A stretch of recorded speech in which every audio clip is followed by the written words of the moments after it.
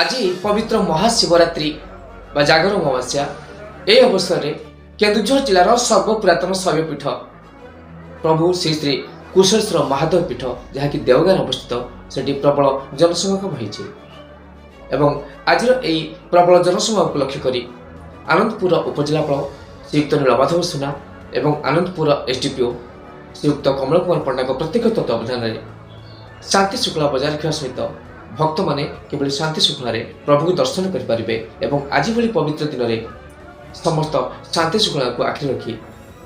आनंदपुर प्रशासन तरफ उचित बंदोबस्त कराई। चलतु देखा देवगा कुशलेश्वर मंदिर में किपर रही भक्तर जनसगम।